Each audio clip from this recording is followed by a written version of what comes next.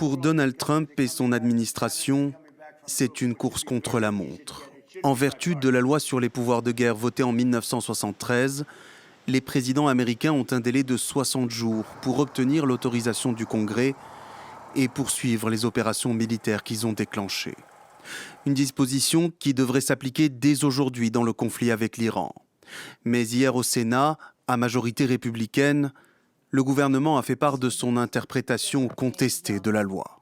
Nous sommes actuellement en période de cessez-le-feu, ce qui signifie que le délai de 60 jours est suspendu ou s'arrête pendant un cessez-le-feu.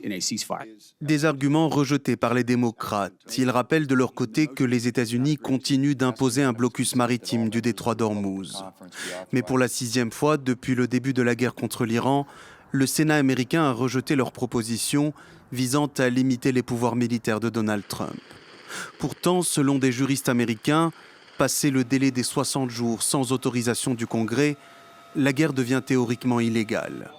Mais cette loi est remise en question par l'administration Trump.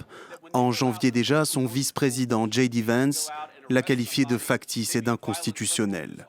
Et avant ce gouvernement, d'autres présidents, dont Ronald Reagan, Bill Clinton et Barack Obama, avaient réussi à contourner la loi sur les pouvoirs de guerre afin de prolonger leurs engagements militaires. Jusqu'ici, la majorité des élus républicains s'aligne sur la position du gouvernement.